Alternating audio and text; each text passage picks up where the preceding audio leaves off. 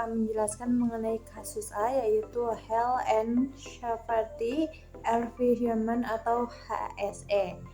Di sini yaitu PT Pertamina Persero adalah BUMN yang bergerak di bidang minyak dan gas.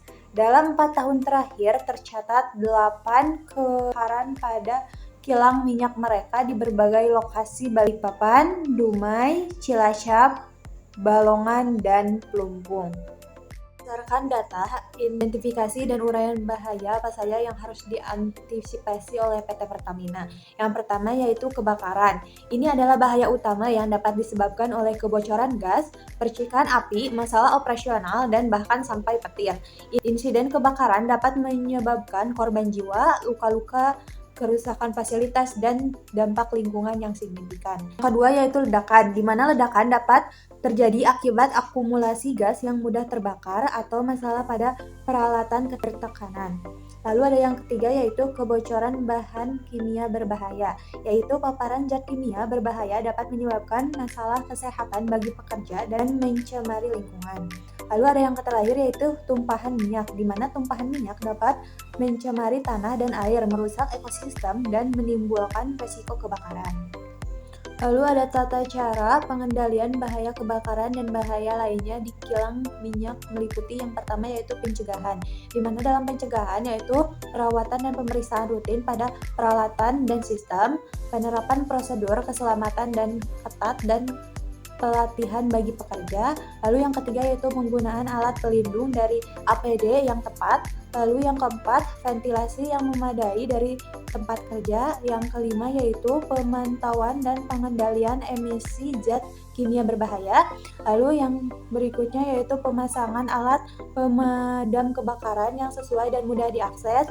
Lalu ada pemeliharaan sistem potensi kebakaran aktif seperti sprinkler atau alarm kebakaran.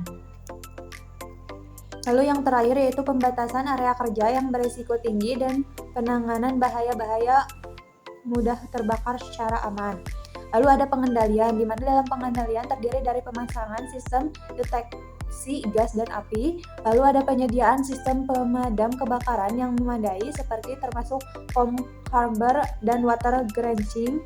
Lalu ada penggunaan alat pelindung dari APD dan sesuai, pelatihan dan simulasi secara berkala untuk meningkatkan kesadaran dan kesiagaan pekerja dalam menangani situasi darurat. Lalu ada tanggap darurat, di mana penyusunan dan pelaksanaan prosedur tanggap darurat yang efektif, yaitu menyediakan fasilitas komunikasi dan medis, pelatihan pekerja tentang cara menangani kebocoran dan kebakaran, meningkatkan pengamanan fisik dan siber di kilang migas, pengawasan ketat terhadap aktivitas di sekitar kilang migas, dan yang terakhir yaitu penerapan teknologi seperti sensor dan kamera CCTV untuk mendeteksi dan mencegah pencurian. Lalu ada standar operasional HSE yang wajib diterapkan pada industri tersebut, yaitu industri minyak dan gas memiliki standar operasional HSE, kesehatan, keselamatan, dan lingkungan yang ketat. Beberapa standar dan peraturan yang relevan meliputi yang pertama yaitu Peraturan Pemerintah Republik Indonesia Nomor 11 Tahun 1979 tentang keselamatan kerja pada pemurnian dan pengelolaan minyak dan gas bumi. Lalu ada Undang-Undang KEP 248 Men. V 2007 tentang keselamatan dan kesehatan kerja K3 di sektor migas.